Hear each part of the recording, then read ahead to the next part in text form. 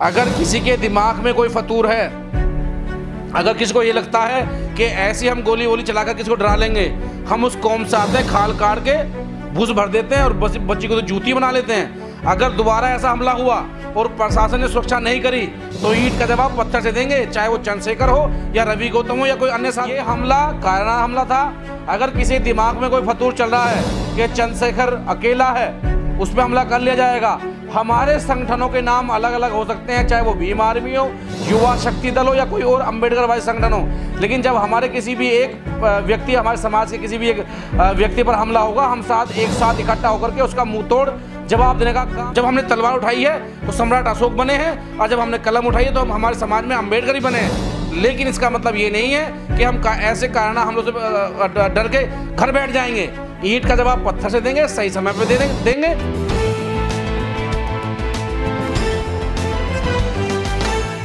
आप जो चंद्रशेखर हैं, भीम आर्मी के चीफ हैं, उन पर हमला किया गया है उनके गृह जनपद सहारनपुर में। कौन लोग हो सकते हैं हमले की साजिश बता रहे हैं कुछ लोग इसको? देखिए, जो चंद्रशेखर भाई पे हमला हुआ वो बहुत दुखद है और निर्दयनीय है। ऐसी घटना समाज में भाईचारे को ख़त्म करती हैं, और ख़ास करके अगर कोई दलित का बेटा, दबे कुचले शोषित वंचित समाज का बेटा जो पिछड़ों की आवाज़ उठाता हो, दलितों की आवाज़ उठाता हो, उस आवाज़ को दबाने के लिए ये चंद मुट्ठी भर लोग तमंचे लेकर के गोलियां चलाते हैं। इससे ये स्पष्ट जाहिर होता है कि उत्तर प्रदेश की कानून व्यवस्था बिल्कुल ध्वस्त हो चुकी है और जंगल राज कायम है। हमने कितनी बार कहा है कि मुख्यमंत्री अपना सार्वजनिक इस्तीफा दें और यहाँ पर राष्ट्रीय शासन लगे, चुनाव दोबारा हो। लेकिन जब बात ऐसी गोली चलने की आती है, कभी लखनऊ कोर्ट में जज साहब के सामने गोली मार दी जाती है, कभी अतीक अहमद को गोली मार जाती है, तो इन सब चीज़ों से ये स्पष्ट होता है कि ना तो जनता कानून के हाथों सुरक्षित है, ना कोर्ट में सुरक्षित है और ना इस सरकार में सुरक्षित है। तो स्पष्ट से ये जाहिर है कि आज उत्तर प्रदेश का लॉ एंड ऑर्डर बिल्कुल ख़त्म हो चुका है। और ख़ास करके अगर मैं आपसे कहना चाहूँ, अगर चंद्रशेखर पे हमला हुआ है तो हमें आशंका है कि ये कहीं एक जाति विशेष के लोग ना हो। अगर ऐसा होता है तो मुख्यमंत्री को इन सब पर जो है रोक लगानी चाहिए, लगाम लगानी चाहिए। ये हमला कायराना हमला था। अगर किसी दिमाग में कोई फतूर चल रहा है कि चंद्रशेखर अकेला है, उस पर हमला कर लिया जाएगा। हमारे संगठनों के नाम अलग अलग हो सकते हैं, चाहे वो भीम आर्मी हो, युवा शक्ति दल हो या कोई और अम्बेडकरवादी संगठन हो, लेकिन जब हमारे किसी भी एक व्यक्ति, हमारे समाज के किसी भी एक व्यक्ति पर हमला होगा, हम एक साथ इकट्ठा होकर के उसका मुंह तोड़ जवाब देने का काम करेंगे। अभी आप देखेंगे कि गोली चंद्रशेखर पे चली है, लेकिन आवाज़ देश का हर वो बहुजन मूवमेंट का व्यक्ति उठा रहा है जो अम्बेडकर व कानून में आस्था रखता है। और अगर ये डराने की बात है तो मैंने कहा है, ये पाला खींच कर बता दे कहाँ आना है, किस समय आना है, और बता देंगे गोली कैसे चलाई जाती है। भीमे कोरे गांव का इतिहास कोई 50,000 साल पुराना इतिहास नहीं है, अभी मात्र 50 साल पुराना इतिहास है। जब चाहे जब दोहरा देंगे, लेकिन ये देश की संस्कृति हमारी है, इसलिए हम इससे प्यार करते हैं।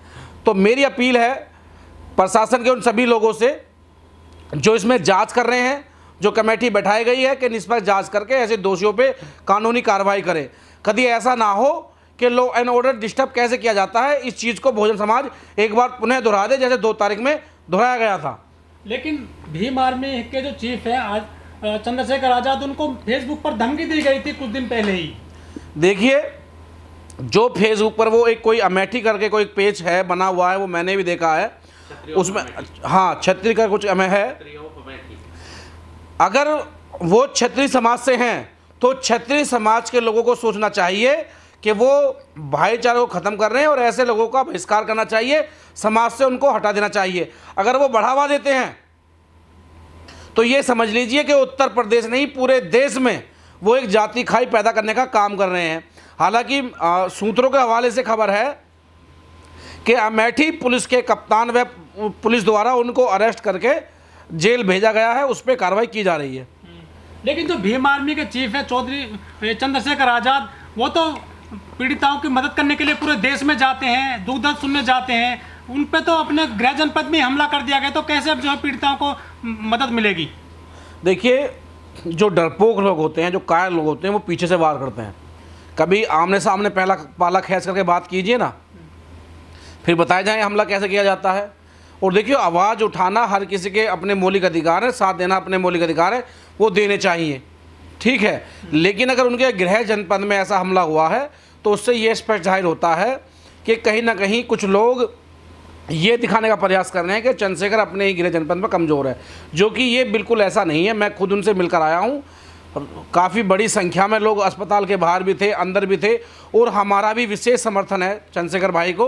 और जब जब उनके साथ कुछ गलत हुआ है, घटना घटी है, जब जब जब उन्होंने अपने आप को अकेला महसूस किया है, तो युवा शक्ति दल ने उनके साथ कंधे से कंधा मिलाकर उनका साथ दिया और आगे भी देगा, और हर उस वर्ग का साथ देगा जो शोषित वंचित पीड़ित की आवाज़ उठाने का काम करेगा। जो संवैधानिक दायरे में रह करके आवाज़ उठाएगा, हम उनके साथ चलेंगे। लेकिन चंद्रशेखर आज़ाद के साथ में काफिला चलता है गाड़ियों का, बहुत सारे लोग साथ होते हैं, युवा होते हैं, उसके बावजूद उन पे हमला किया गया है। क्या उन पे हावी होना चाहते हैं दुश्मन? देखिए, हमला अगर कोई बताकर किया जाए तो उस हमले का इंतजाम भी किया जाता है। ऐसे तो आपने देखा होगा, जब अतीक अहमद की हत्या हुई तो पुलिस साथ में थी, मीडिया भी थी, उसके बाद भी हमला हो गया। ठीक है, तो जो कायराना हमले हैं ये बिल्कुल ही गलत है। लेकिन मेरी अपील उत्तर प्रदेश सरकार से है कि वो उनको सुरक्षा दे, उनके बुलेट प्रूफ गाड़ी का इंतजाम करें। वो अपनी पार्टी के प्रतिनिधि हैं, उनका एक संगठन है जो पूरे देश में काम करता है, और उन्हीं संगठन और भी संगठनों के मुखिया जो अपने समाज में प्रतिनिधि हैं, उनकी सुरक्षा दी जाए। हमने पहली बार ऐसा देखा है कि आज सरकार में जो सरकार की बात करता है, चाहे उसे किसी खतरा हो या ना हो, उन्हें सुरक्षा दी जाती है। यहाँ तक कि उनके घर के इतने मेंबर नहीं है जितने उन्हें पुलिस वाले दे दिए जाते हैं सरकार के जो बात करते हैं। और जो विपक्ष के लोग हैं, जिनके पीछे करोड़ों की संख्या जन सैलाब है, उन्हें 2-2 गनर भी नहीं दिए जाते। तो कुल मिलाकर सरकार जो है विपक्ष के नेताओं के, विपक्ष के संगठनों को दमन की कार्रवाई कर रही है, जो बिल्कुल गलत है। देखो, समय परिवर्तनशील होता है। मैंने इसी प्रदेश के मुख्यमंत्री को लोकसभा में रोते हुए देखा है, जब माननीय भूतपूर्व मुख्यमंत्री मुलायम सिंह जी का शासनकाल था, और आज वो उस बात को भूल गए हैं। आज वो लोगों को ये सोच रहे हैं कि एक डंडा हाथ में ले लिया, जनता जो है वो मूर्ख है, उसको हम हाँक लेंगे। ऐसा नहीं है। हर 5 साल में चुनाव होते हैं, समय परिवर्तनशील होता है। ऐसा काम करके जाइए जिससे कि जनता को आपके शासनकाल की याद आए। कभी ऐसा ना हो कि जिस तरीके से आप बदले की भावना से कार्य कर रहे हैं, कल कोई और बदलने की भावना से काम करेगा तो लोकतंत्र खतरे में आएगा। कुछ लोग ये भी कह रहे हैं कि जो चंद्रशेखर आज़ाद है वो हमेशा राजनीतिक स्टंट जो है दिखाते हैं, ये सुरक्षा लेने का उनका स्टंट हो सकता है, हमला कुछ नहीं हुआ है, वो हमेशा अस्पताल में लोगों से सहानुभूति बटोरते हैं। देखिए, हर समाज में हर तरीके के लोग होते हैं। मैंने खुद वहाँ जाकर उनसे पूछा है, और मैंने वो वहाँ पे वो महसूस किया है कि कोई व्यक्ति इतनी दूर से गोली स्टैंड के लिए नहीं चलाएगा। जब गोली चलती है तो कोई निशाना ठीक नहीं बैठता, कहाँ लग जाए। ये सब अफवाहें हैं जो लोग उनकी बढ़ती लोकप्रियता से डरते हैं या उनसे खतरा मानते हैं, वो लोग इस तरह का बयानबाजी कर रहे हैं। और रही बात, देखो, दुख की घड़ी है, इसमें लोगों को बांटना नहीं चाहिए, एक साथ खड़ा होना चाहिए। अगर ये झूठी घटना है तो उसकी भी जाँच होगी, और जो सच्चाई है तो फिर जांच चली रही है। लेकिन मेरा मानना ये है, जो मैंने वहाँ जाकर के देखा, महसूस किया, ये घटना झूठी नहीं है, ये सत्य घटना है। वो हमलावर इनकी हत्या करने आए थे। बाबा साहब गौतम बुद्ध भगवान की कृपा रही इन पे कि ये इनकी जान माल की ये बच गए, और अन्यथा ऐसी बड़ी घटना हो जाती कि पूरे प्रदेश नहीं, पूरे देश में लॉ एंड ऑर्डर डिस्टर्ब हो जाता।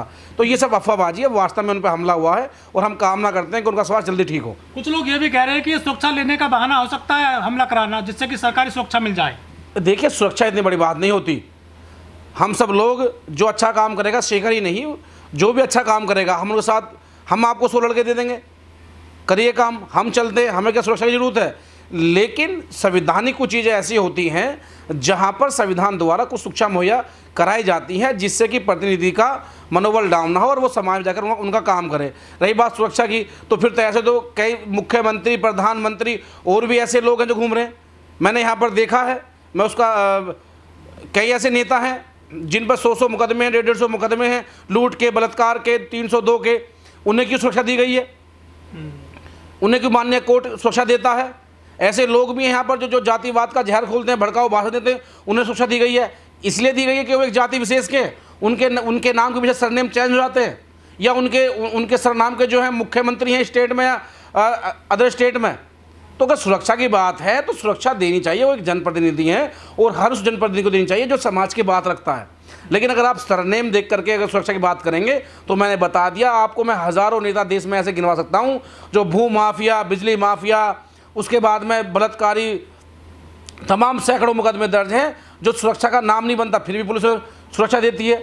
तो ये गलत है ना। लेकिन जो आदमी ईमानदारी से काम कर रहा है, जनता के बीच में जा रहा है, अगर उसे किसी के जानो खतरा है तो उसे सुरक्षा देनी चाहिए। ये सब अफवाहें हैं कि भाई झूठा फायरिंग हुई है, ऐसा कुछ भी नहीं है। जो लोग इस बात को कह रहे हैं वहाँ जाकर देखें, घटना देखकर पता लगती है। लेकिन मैं एक बात जरूर कहना चाहूँगा, अगर किसी के दिमाग में कोई फतूर है, अगर किसी को ये लगता है कि ऐसी हम गोली वोली चलाकर किसी को डरा लेंगे, हम उस कौम से आते हैं, खाल काट के भूस भर देते हैं और बच्ची को तो जूती बना लेते हैं। अगर दोबारा ऐसा हमला हुआ और प्रशासन ने सुरक्षा नहीं करी तो ईंट का जवाब पत्थर से देंगे, चाहे वो चंद्रशेखर हो या रवि गौतम हो या कोई अन्य साथी हो। हम लोग धैर्य रखते हैं, लेकिन उसके साथ साथ सही समय पर जवाब देना जानते हैं। इतिहास पता है कि जब हमने तलवार उठाई है तो सम्राट अशोक बने हैं, और जब हमने कलम उठाई है तो हम हमारे समाज में अम्बेडकर ही बने हैं। लेकिन इसका मतलब ये नहीं है कि हम ऐसे कारण हम लोग से डर के घर बैठ जाएंगे। ईंट का जवाब पत्थर से देंगे, सही समय पर देंगे। बस हम संविधान को मानते हैं क्योंकि अम्बेडकर साहब ने लिखा। इस वीडियो में कही गई सभी बातें वक्ता की अपनी राय है, जिसकी पुष्टि हम या हमारा चैनल नेशन टाइम नहीं करता।